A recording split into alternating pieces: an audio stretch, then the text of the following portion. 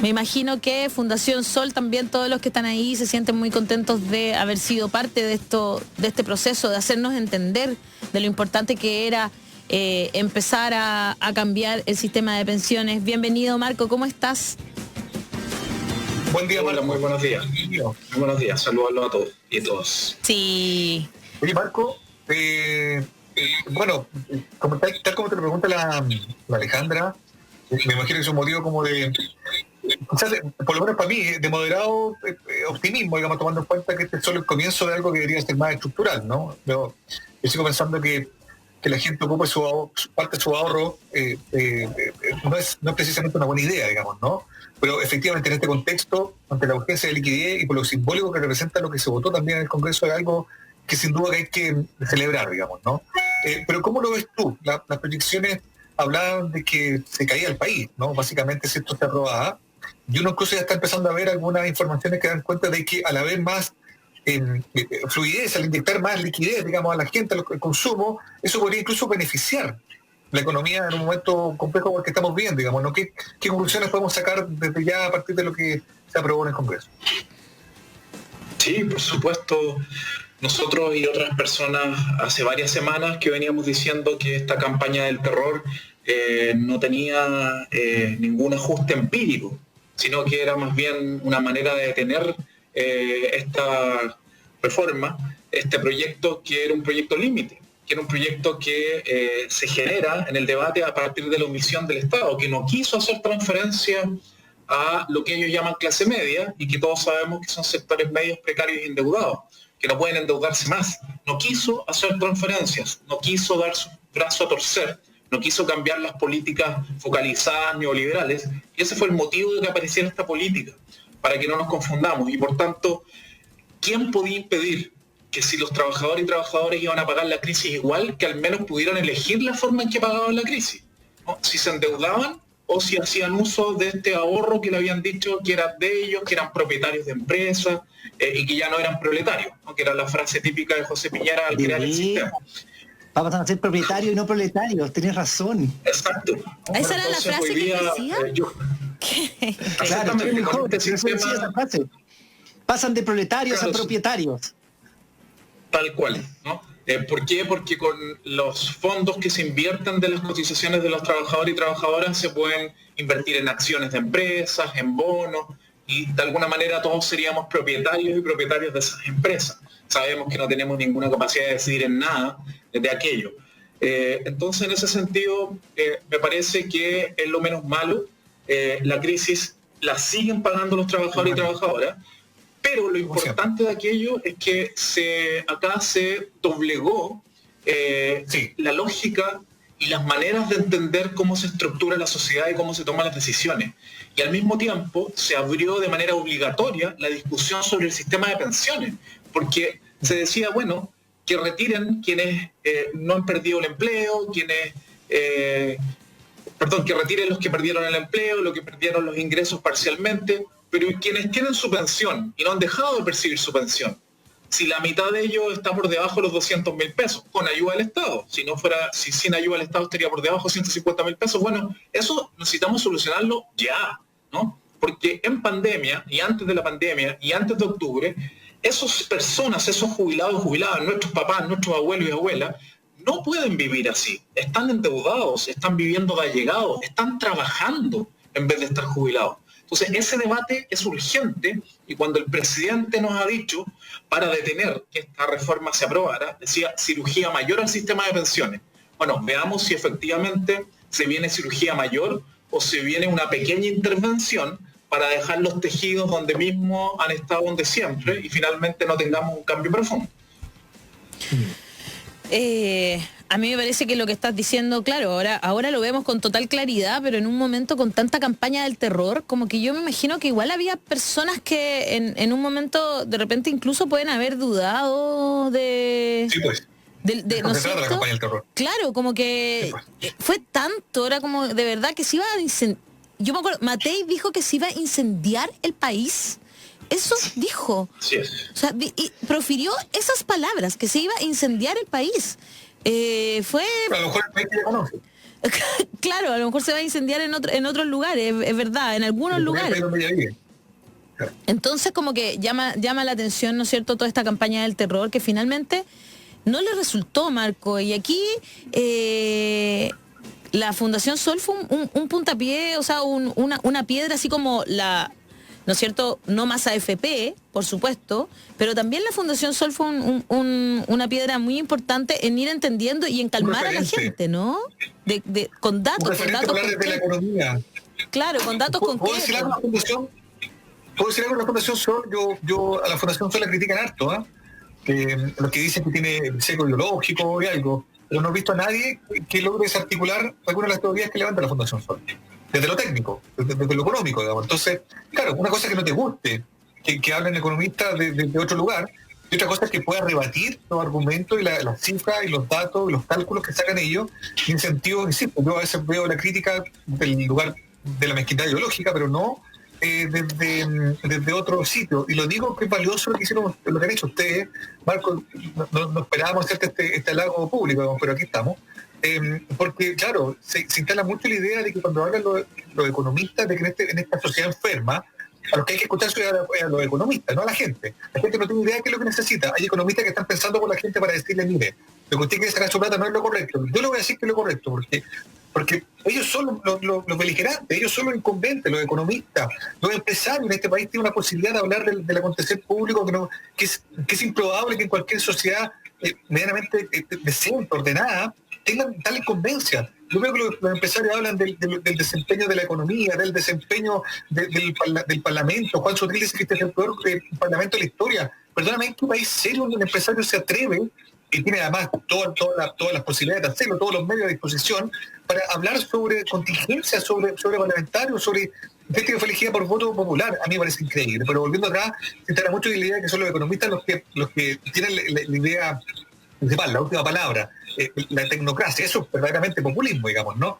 Pero ustedes, claro, representan ese mismo juicio académico, pero desde otro lugar, que insisto, aunque los critiquen, no logran desarticular sus teorías, digamos. Así que, desde ese punto de vista, yo me subo a lo de la Alejandra, lo que ustedes han sido un referente para poder bajar también, a los que no somos expertos en economía, ciertas ideas, ciertas sensaciones con números concretos que permiten avalar nuestra idea o nuestra, qué sé yo, malestar respecto a lo desigual de lo que vivimos en el país. Así que vaya las felicitaciones, en realidad. ¿Cómo lo están viendo? Agradecer sus comentarios.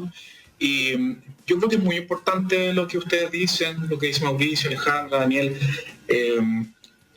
Yo creo que hay que volver atrás, ¿no?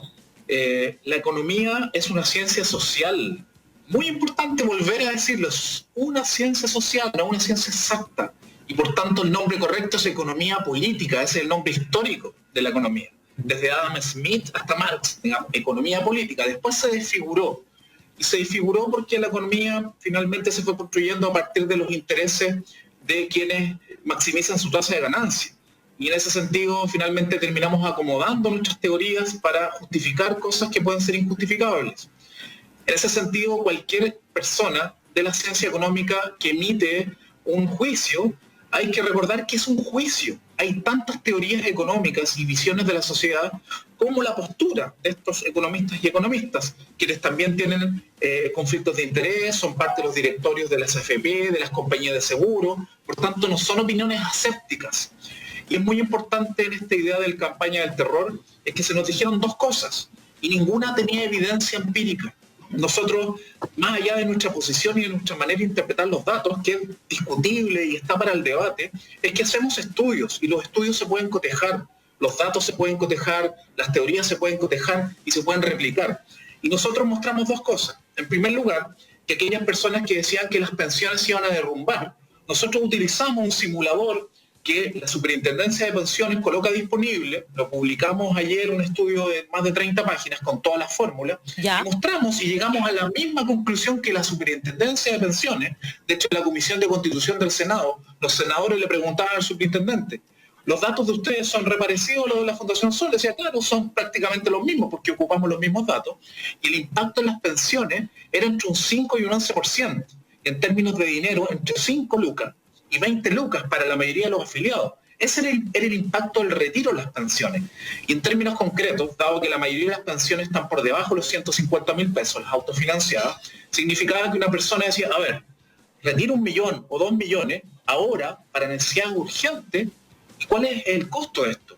Que en 10 años más, en 20 años más, 30 años más, mi pensión baje de 150.000 a 140 lucas.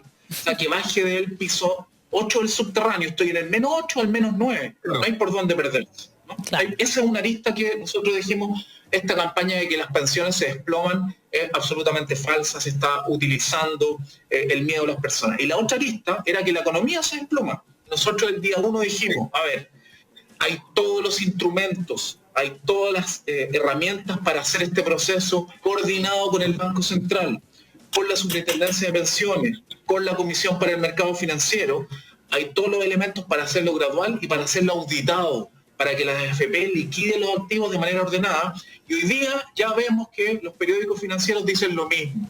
Paños fríos, esto se va a hacer bien, no va a tener mayor impacto. Y más encima nos dicen que el efecto del retiro del fondo de pensiones va a ayudar a que la economía, en vez de caer 7% este año, como las proyecciones del Fondo Monetario Internacional, pueda caer 5 o 4. O sea, más encima el retiro tiene un elemento de estimular la economía, que es algo que es base de la economía. Esto lo decía Keynes hace 60, 70, 80 años atrás. Que en la medida que activemos el consumo, la economía se puede tomar fuerza. De hecho, aquí está, y quería que comentáramos este artículo que aparece en el Diario Financiero, como tal tú decías, que se llama Scotiabank calcula que el retiro de fondos ayudaría a contener hasta en 5 puntos la caída del PIB chileno este año. Y dan cuenta de 3 escenarios, ¿no? Que fluyan 5.000 millones, que fluyan 10.000 millones y ya el más optimista que fluyan 15.000 millones. Finalmente, cuando uno paga, aquí ya te estoy hablando desde la máxima ignorancia sobre economía, no fue mi mejor, creo que fue mi peor promedio en la universidad. Básicamente, lo que te quería preguntar es, cuando la gente paga deudas, cuando nosotros, si vamos a utilizar este dinero para pagar deudas, ¿eso también ayuda al flujo, a que también se considera como que nosotros estamos gastando dinero y por lo tanto también le inyecta a la economía? Absolutamente, aquí hay tres correas de transmisión para reactivar la economía.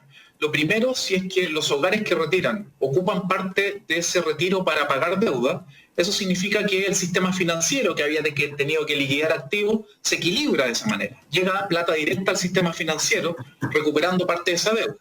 En segundo lugar, muchas de las personas, ¿no? Porque está esta ilusión en que vamos a ahorrar el retiro, pero la mayoría de los hogares no tiene capacidad de ahorro. Va a comprar alimentos, va a pagar las cuentas básicas. Esa es la realidad de los hogares chilenos. Y por tanto, meter esa plata en la economía significa reactivarla, significa mover la economía local, ayudar a los almacenes de barrio, ayudar a las empresas pequeñas. Muy importante. Y tercer elemento, en la medida que aumenta el consumo, se recauda más IVA, se recauda más impuesto al valor agregado. Y eso ayuda justamente a que el Estado tenga más recursos que podría necesitar justamente para complementar una potencial caída en las pensiones que tenga que subsanarse con aumento en el pilar solidario para quienes pertenecen al 60% más pobres. O sea, hay 3 efectos muy positivos que han sido estudiados por distintas escuelas de pensamiento económico por hace muchas décadas, y que era obvio. Se dijo en la Comisión de Constitución del Senado, y hubo como 2 o 3 personas que alertaron de aquello. ¿Cómo no consideran el efecto de la reactivación del retiro, donde va a ayudar a pagar deudas, se va a reactivar el consumo y vamos a recaudar más IVA? Es algo que hace todo sentido, pero que se oculta en la discusión solamente por montar campañas del terror para evitar de que se realicen reformas que no les gustan a ciertos grupos de la sociedad chilena. Oye, sorry, solo decir que Mauricio tuvo que salir un segundo, vuelve de inmediato, una cosa doméstica, por si acaso, para los que nos están viendo. Claro, sí, yo Daniel. Lo que está señalando Marco, yo no soy economista, pues, Marco, pero siempre he pensado, alguna vez lo escuché, y lo escuché de Keynes cuando estaba en la universidad en adelante, pero...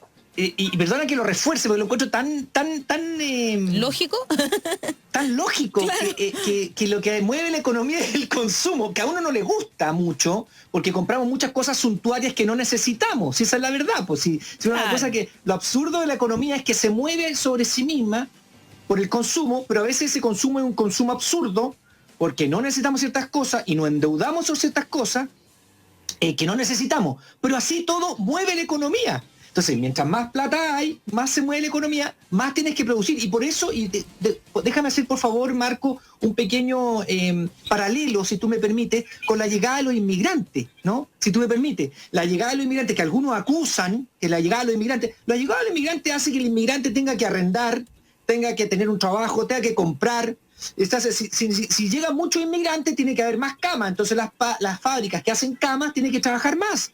Si llegan más inmigrantes, tiene que haber más papas, entonces tiene que haber más papas que vender. Y ¿me entiendes? También mueve la economía la llegada de migrantes. Entonces cuando dicen, vienen a ocupar nuestros, perdón, esos señores van a pagar IVA, que es más regresivo, pero lo van a pagar, no van a poder evitarlo. Esos señores inmigrantes es lo mismo en forma paralela. No sé si comparte esto, Marco. O sea, cuando acusan que la llegada de inmigrantes hace que la economía salga de la cresta porque no tenemos menos pega, no, ellos va a haber más pega, más trabajo, más pan, porque va a haber más pan, porque ellos comen pan, va a haber más casas que arrendar. No sé si estás de acuerdo, Marco. Sí. En una primera derivada, claramente ese es el impacto. El problema de la inmigración no tiene que ver con los inmigrantes, tiene que ver con los países que tienen niveles de protección muy precarias como las nuestras. Por tanto, si tenemos un salario mínimo muy bajo, si tenemos un nivel de flexibilidad enorme, que es flexibilidad precarizante, finalmente el efecto de aquello es que nivelemos hacia abajo. En cambio, en aquellos países que tienen salarios mínimos más robustos, donde hay sindicatos, negociación colectiva y hay protecciones más robustas, aunque llegue mucha gente, eso no puede tirar los salarios hacia abajo. Entonces, la culpa no es de los inmigrantes, la culpa no es de los trabajadores y trabajadoras chilenos, la culpa es de las instituciones que tenemos que fomentan la precariedad, ¿no? Que coloca la empresa, el capital por sobre el trabajo y se le dice, bueno, deje tranquilo acumular al gran empresario porque después va a chorrear aquello. Y eso no termina ocurriendo, ¿no? Hay evidencia empírica que nos permite demostrarte que eso no termina ocurriendo. Entonces, que la migración tenga un efecto positivo para quienes viven en nuestro país y para quienes llegan a nuestro país, tenemos que subir los estándares para todos y todas las personas. Y eso es urgente ahora, ¿no? La pandemia demuestra que los países que tienen estándares precarios, que no tienen sistemas públicos universales, consolidados y de calidad, salud, pensiones, vivienda, terminan teniendo un nivel de afectación mucho mayor y terminan afectando su economía. Vaya contradicción. Aquí no nos pudimos reactivar a tiempo por la precariedad del sistema, porque había muchas presiones para volver rápido a trabajar, para mantener las tasas de ganancia, y muchas personas tuvieron que salir a la calle a arriesgar su salud porque no tenían cómo llegar a fin de mes, porque sus ingresos eran informales, porque sus ingresos formales eran muy bajos. Por tanto, países con esa precariedad, aunque tengan una macroeconomía ordenada y hayan crecido mucho tiempo como en Chile, se genera justamente esta dicotomía. Eso es lo que urgentemente necesitamos construir de ahora en adelante. Un país distinto donde ya no nos, de alguna manera, nos convenzamos con estas campañas del terror que viene ahora en 2 semanas más. En 2 semanas más se inicia la discusión del salario mínimo y vamos a escuchar lo mismo, que si subimos el salario mínimo no es el momento porque estamos en crisis, va a aumentar el desempleo. Eso se ha escuchado todos los años durante las últimas 3 o 4 décadas. Oye, solo quiero decir algo porque es más o menos de último minuto. Estoy viendo en este momento, tengo puesto aquí CNN de fondo, y hay unas filas enormes en las sucursales de AFP, pero gigantes. Hay fila incluso por internet. Si tú entras mira, aquí estamos viendo una de las imágenes. Eso está pasando ahora en este momento en el centro de Santiago. Señores, 10 días por lo menos desde la publicación. Eso, hay que decirle a la gente, la ley, sí, efectivamente hoy se promulga, pero eso no significa que comience de inmediato. Por favor, cuídese. Si no tiene que ir al centro, no vaya. Y no se preocupe, faltan tenemos por lo menos un año. 10 días. No, y luego de que se promulgue vamos a tener un año para pedir para retirar esos fondos. Sabemos todos que la gente tiene necesidad. Pero esto no sacan nada con hacerlo hoy. No. Precisamente hoy. Dale, Daniel. ¿No es cierto? Es importante decirlo. Sí. Dígame. Sí. No, perdón. Y eso es lo que, eso es lo que se ve en internet, además. Estás en fila para entrar a Providencia. Entonces, claro, la gente está tratando de entrar por internet, no pueden, van. Pero es muy... Bueno, esta era mucho más elocuente de que la gente no está con necesidad, con urgencia de sacar la plata para pagarse unas vacaciones o cambiar el auto, o esas frivolidades que trataron de instalar en una de las tantas cosas mentirosas que se trataron de instalar en este falso debate previo a esta discusión, citando el ejemplo de Perú, de que la gente se ha gastado todo su ahorro, después están viviendo la indigencia.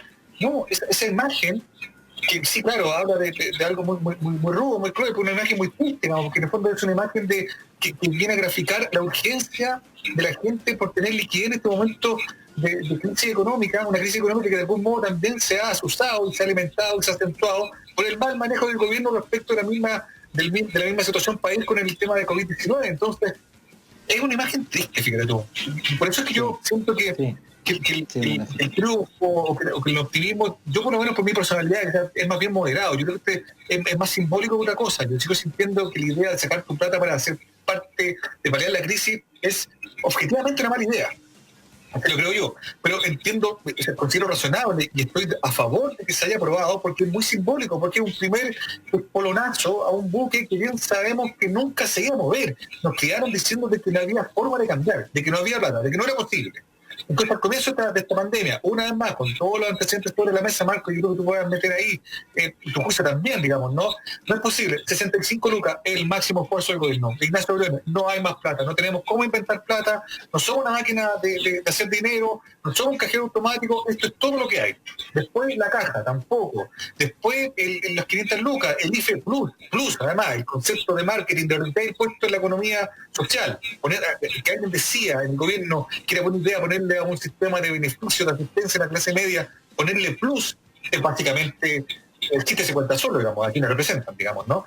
Y luego fueron saliendo más cosas, y han salido más cosas, y van a seguir saliendo más cosas, perdóname. Sí, se puede, se podía, siempre se pudo. Eso es lo que irrita, Marco, y eso es lo que también, de otro modo, entusiasma mucho, y no entusiasma mucho, con la posibilidad de que este sea el comienzo de algo más profundo, más estructural, aquella cirugía mayor que tú estabas citando, que en algún momento dijo el presidente, vamos a ver si es real o no.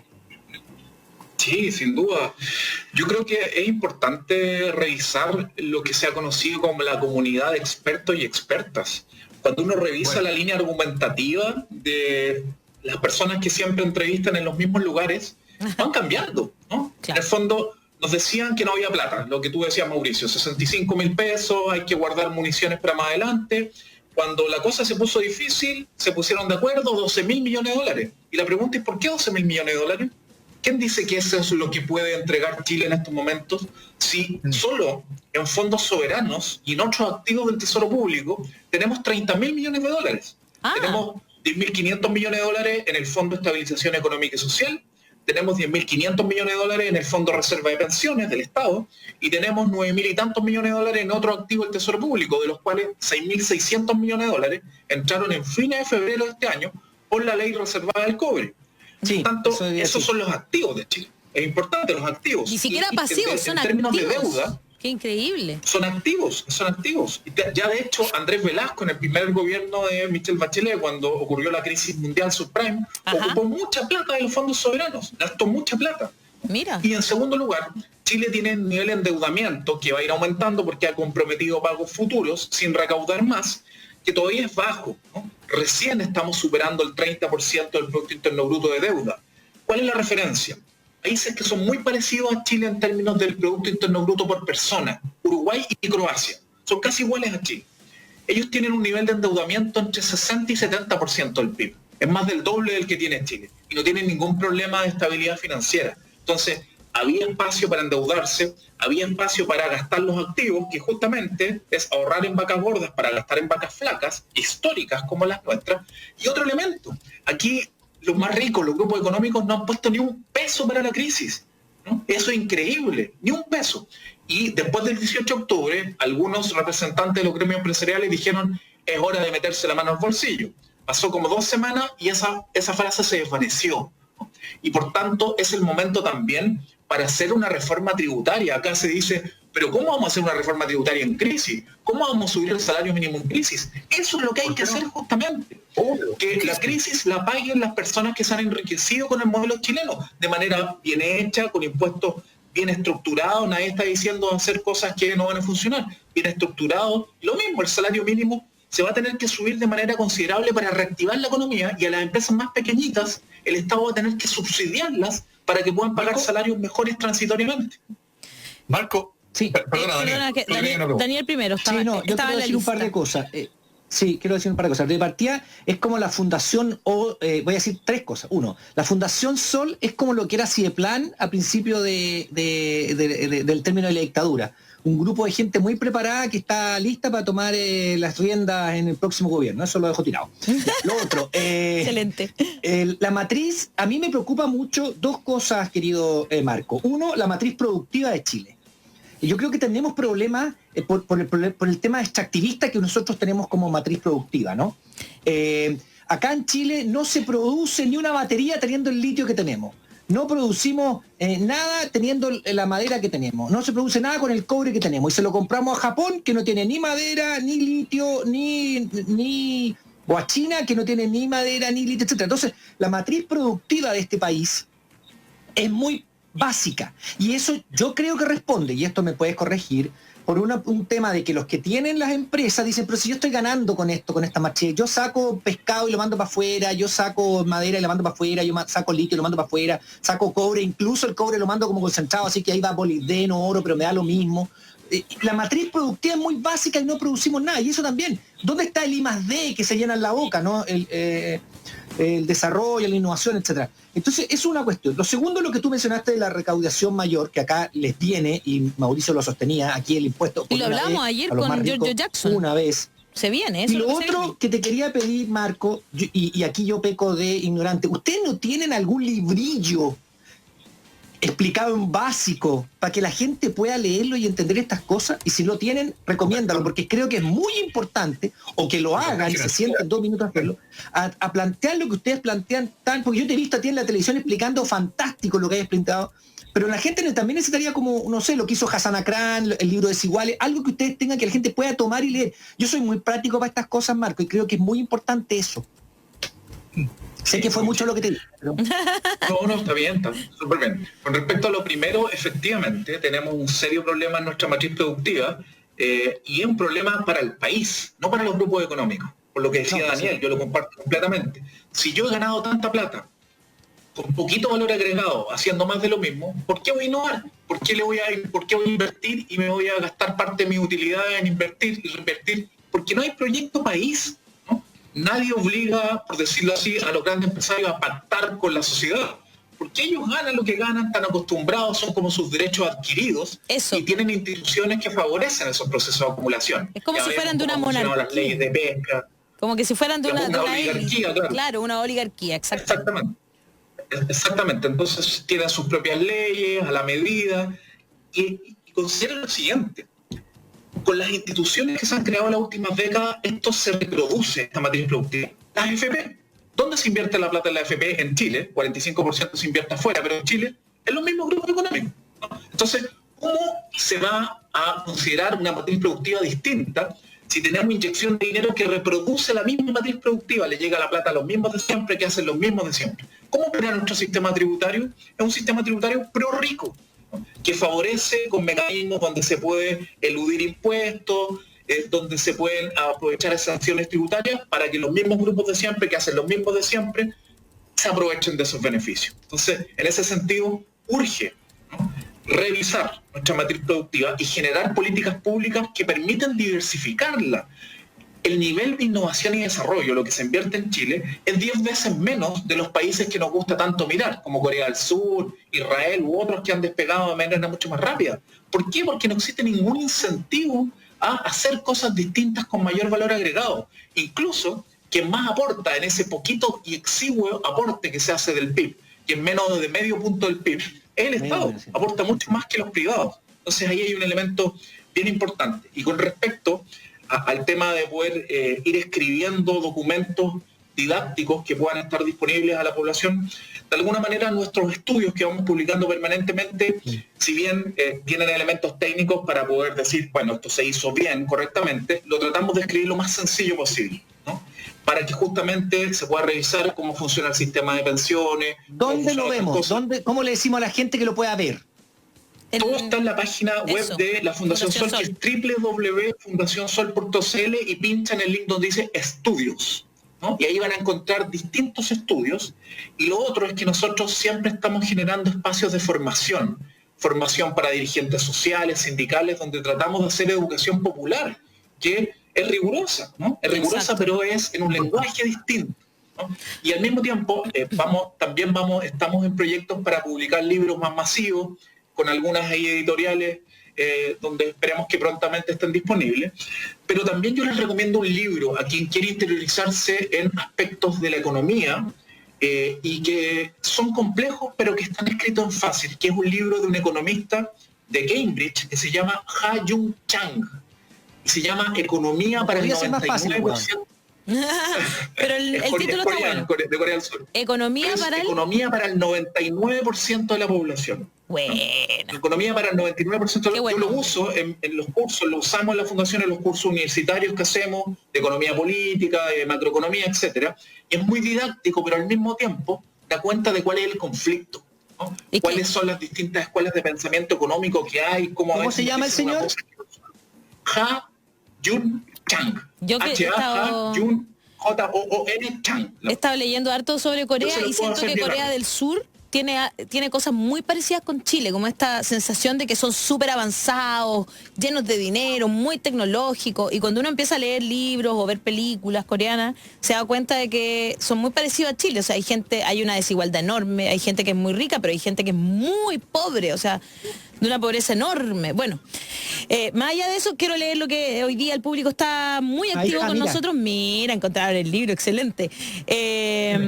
Le mando saludos de nuevo a Gonzalo, que es muy rápido. Oye, primero nos están diciendo que la mayor parte de la gente está en estas filas que estábamos mostrando enormes, porque tampoco pueden acceder por internet, y que algunos sienten que no les quieren dar sus claves, sienten que hay ahí. Entonces voy a leer un poco para que entendamos lo que está sintiendo la gente. Jacqueline Pereira dice, las AFP están colapsadas no porque quieren sacar la plata hoy, sino porque en los últimos días hemos perdido mucha plata de forma, comillas, curiosa, y queremos saber cuánto dinero hay disponible. Qué inteligente este hombre Marco, dice Janet Espinosa, podría ser presidente. Carlos Enríquez, toda la razón Marcos. Michael Cornejo, las pymes pagan mejor que una mega empresa. Meli Molly, debemos entender que hay poco conocimiento sobre las AFP, tenemos muchas personas mayores y no tanto, que no se manejan en internet, y hay realmente necesidades de las personas, no debemos criticar. Claro que no estamos criticando, solo diciéndole que tengan paciencia, yo sé que esta es una necesidad enorme, pero tampoco queremos que se provoquen aglomeraciones porque es peligroso. Todavía estamos en pandemia, aunque de repente como que se nos pase de largo y nos olvidemos. Algunos quieran convencernos que no es así. Claro, y algunos nos digan que está todo fantástico y que estamos saliendo. Hay que tener cuidado igual, porque en otros países han venido rebrotes muy fuertes y más fuertes que cuando vino el pic en lo normal. Entonces hay que tener mucho cuidado. Music Bad Seats dice, ellos ya tienen todos sus datos, lo que necesitan es verificar tu identidad para evitar justamente fraudes. Yo lo hice hace una semana y fue bastante fácil. Es una pena que la gente no se informe y salga a hacer colas en la desesperación. Algarrobo despertó, dice, si hubiese estado Fundación Sol en el gobierno y no hay libertad de desarrollo, otro gallo cantaría. Pedro Jaque, gracias Marco Kremerman y Fundación Sol por informarnos debidamente y transparente de este horrible sistema de AFP. Paola Canales, la mitad de Chile sin pega, una vez que me queda demostrado que nos salvamos solos. El 10% es la esperanza que tenemos. Willy Eddy, después de promulgarse, tiene que publicarse en el diario oficial y cuando ya esté publicada, recién se puede retirar el dinero. Mauricio González dice que entren a www.misclavesahora.cl para aquellos que han tenido problemas. Oriana Reyes, hay que esperar que la ley sea promulgada y publicada, solo hay que ocuparse pronto si te adeudan pensiones alimenticias, lo cual es muy cierto, lo hablábamos ayer con Daniel, que lo que hay que hacer es, ¿cómo se llama lo que hay que hacer antes? Consolidar. Lo que hay que hacer es pedir una liquidación, eso, pero a la vez una medida precautoria, una medida prejudicial precautoria de que retengan esa plata del papito corazón, mientras pide la liquidación. Eso, mientras al Tribunal de Familia pueden empezar por pedir la liquidación, que es súper importante. Y Algarrobo despertó, pregúntale a Marco cómo saber si las AFP nos dicen la verdad con los dineros. Eso, la gente tiene mucha duda y eso provoca estas filas, esta constante, ¿no es cierto?, intento de entrar a la cuenta. Marco, ¿podemos decirle a la gente que esto pueden estar tranquilos o hay que estar entrando cada rato para saber cuánto uno tiene, etcétera? A ver, este sistema, que no es un sistema de pensiones, es un mercado de cuentas individuales de ahorro privado obligatorio, algo exótico, por decirlo elegantemente, a nivel mundial, bastante extraño. Es extraño porque finalmente los dineros de los trabajadores y trabajadoras se invierten para ganar rentabilidad, todos los días en distintos instrumentos de renta fija que tienen menos riesgo y de renta variable que pueden subir bastante, pueden bajar bastante. Por tanto, nadie puede asegurar nada. Si alguien tiene ahorrado en estos momentos 10 millones, perfectamente puede ver la cartola en 5 días más y tener 9 millones, porque a veces los fondos suben o bajan. Sin duda esto hay que mirarlo más en el mediano y largo plazo, pero eso es para cualquier instrumento financiero. El tema es por qué tenemos que tener un sistema de pensiones financiarizado, es una discusión distinta. Ahora, aquí hay reguladores. La Superintendencia de Pensiones tiene que fiscalizar de que las AFP hagan lo que tienen que hacer por ley, en base a lo que aparece en el Decreto Ley 3500. Por tanto, independientemente de que uno es muy crítico del sistema, estas platas deben estar, tienen que estar, están invertidas. Y las AFP tienen que liquidar esos dineros para transformarlo en efectivo y depositarla a las personas en una cuenta 2, que es una cuenta voluntaria paralela a la cuenta obligatoria, donde las personas pueden hacer hasta 24 giros en un año, o sea, se puede retirar plata antes de jubilarse, puede ser en una cuenta corriente, en una cuenta vista, en una cuenta bancaria, para que ojalá se evite, sobre todo en estos momentos, porque las personas por necesidad van a buscar esa plata que necesitan para alimentarse, para pagar cuentas básicas, están hasta el cuello, ojalá se pueda reducir la posibilidad de contagio. Entonces, ahí es clave que la Superintendencia de Pensiones obliga a las AFP a hacer esto de manera ágil, ¿no? Diligente, y que no exponga a las personas, porque tienen tanto dinero, ganan tanta plata, de que no pueden haber problemas operativos acá. O sea, no puede salir con un cuento de que, no, es que es difícil, o sea, tienen muchas utilidades, muchos recursos, y tienen que responder ante un escenario como este, tienen que hacerlo correctamente, sin exponer a la población, y que los retiros, de acuerdo a lo que cada persona solicite, les llegue lo más rápido posible a las personas. Nos descuentan un 13%. De eso, un 10% es para nuestra cuenta. Ese 3% que no va a nuestra cuenta individual, ¿qué se hace con ella, Marco? Para que la gente entienda, de ese 3%, porque son 13 que nos descuentan, ¿cierto? 2 y tanto, 13 más o menos. 10 va a nuestra cuenta, ¿qué pasa con el otro 3%? Sí, vamos a explicar la composición de la cotización global. 10% de mi remuneración imponible va a mi cuenta individual, ¿cierto? Y eso se invierte afuera y en Chile. Adicionalmente, las AFP cobran una comisión por administrar los fondos, que en promedio, porque algunas son bajo 1% y otras sobre 1%, en promedio están 1,2% de mi remuneración imponible. Vale decir, perdón, esa cantidad es una cantidad de plata, pues si ustedes la calcularan, Marco nos ha hecho algunas veces unos monos, es una cantidad de plata astronómica la que ganan con solamente la comisión del 1%, ¿o no, Marco? Son $1.000 millones al año, para que lo pongamos en dimensión. $1.000 millones al año. Esa es la comisión que se cobra por administrar nuestros fondos, que es una comisión fija mensual, que es un porcentaje no de la plata que le paso a las AFP, sino de la remuneración de los trabajadores y trabajadoras. Y finalmente, lo único que aporta el empleador, y solo a partir del 2008, antes lo aportaba el trabajador también, es el pago del seguro de invalidez y sobrevivencia, que es 1,53% de la remuneración y que va a subir porque se acaba de licitar el seguro y muy pocas compañías de seguro se presentaron, y va a subir a cerca de 2% la remuneración. Y eso constituye casi un 13%, un 12,73% actualmente, pero va a subir a 13% por el aumento del CIS. Ese seguro permite, en caso de invalidez parcial o total de un afiliado o en caso de fallecimiento del pensionado, construir pensiones de invalidez o sobrevivencia, que en el caso de la pensión de invalidez, a diferencia de las pensiones de vejez, tienen una tasa de reemplazo asociada, hay un beneficio definido. Vale decir, por ejemplo, la pensión de invalidez, de una invalidez total, tiene que ser el 70% del promedio de las remuneraciones de los últimos 10 años de las personas. Sí conviene jubilarse por invalidez y sobrevivencia. Y por eso muchas AFP se hacen las hueonas, perdone la expresión, señor director, de mucho tiempo estaban pateando eso y no querían que se pagara. Y hubo investigación en la televisión abierta en que se mostraba que las personas que están a cargo no querían pagar y lo pateaban y decían no, le faltan papeles, etcétera, porque no les gusta pagar, porque se paga más, porque es un porcentaje mayor. ¿O estoy equivocado, Marco? Sí, y eso es muy importante explicarlo, una pensión de invalidez. Por ejemplo, supongamos que yo tengo 40 millones en mi cuenta individual y ganabas 800 mil pesos. Entonces, el promedio de ese salario, me toca el 70%, si tengo invalidez total, me toca el 70% de ese salario, 560 mil pesos. Pero con mi fondo me alcanza para 200 mil pesos de pensión. el seguro me tiene que completar el resto. La compañía de seguro, por eso se paga este seguro invalidez, me tiene que completar los 360.000 pesos que me faltan y por tanto la compañía de seguro no le conviene hacer ese gasto. Su negocio es que ojalá se active lo menos posible las contingencias y que quede en casa la mayoría de la plata que se cotiza y que obligatoriamente se deben los empleadores pagarle a los trabajadores. Mauricio, tenías una pregunta, nos quedan pocos minutos para que vayamos ya empezando a hacer.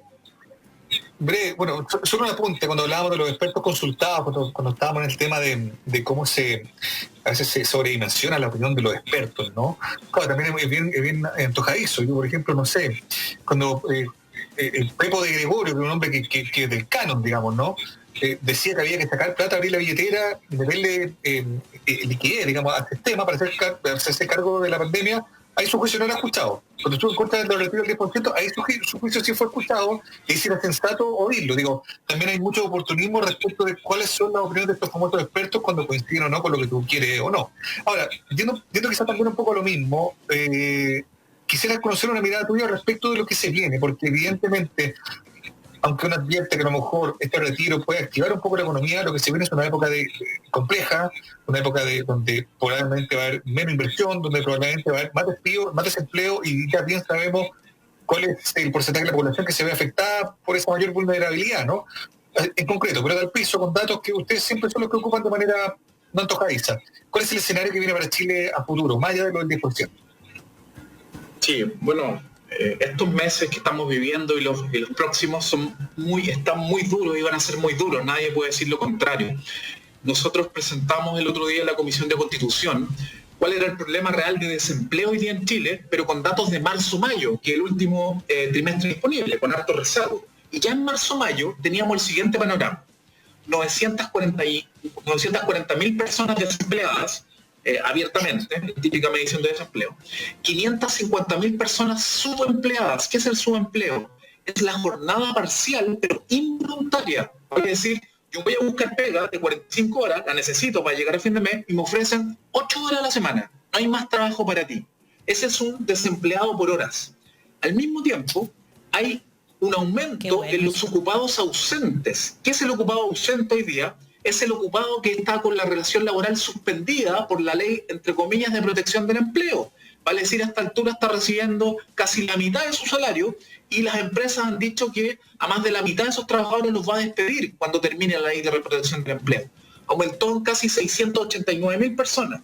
A eso agregamos de que en la inactividad, que son personas que no tienen trabajo y tampoco están buscando activamente trabajo, aumentó en un año en 1.300.000 personas. Son personas que salieron de la fuerza de trabajo, pero necesitan trabajar. Salieron porque saben que no van a encontrar trabajo o porque no pueden buscar trabajo porque están en cuarentena. Entonces, si uno suma todas estas categorías que el INE, nosotros bajamos la base de datos y la sistematizamos, el desempleo total, parcial o potencial, llega a 4.100.000 personas en marzo-mayo. Esto es gravísimo, se viene algo muy fuerte y por tanto acá el tema central son las políticas contracíclicas.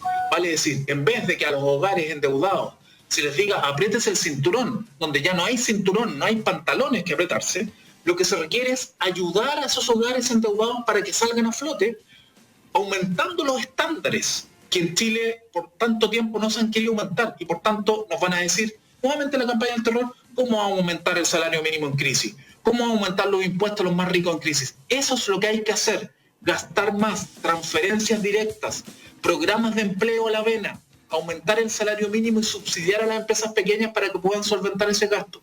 Eso es lo que se necesita para lo que viene, porque viene algo muy difícil, pero ese tipo de políticas puede ayudar a salir más rápido y a recuperar y reactivar la economía. Escuchen a Marco Kremerman, por favor, Lo habíamos conversado en principio, esta conversa con Marco, ya nos había dicho lo mismo. No, pero es que me parece que reforzarlo nunca deja de ser importante porque es lo que necesitamos y es lo que queremos que suceda para que no sigan existiendo estas filas. Yo señor lo pondría como ministro de Hacienda, oye. Muestras de la desesperación que hay en muchas personas. Así que les mando un abrazo a los tres. porque se nos acabó el programa. Así que, Marco, gracias por estar hoy día con nosotros. Daniel Stingo, Mauricio Jürgensen queda invitado para el lunes también. Y el público también queda invitado para el domingo, que tenemos la mesa de las que sobran, donde vamos a conversar sobre, por supuesto, todo lo que está pasando con el caso de Antonia Abad.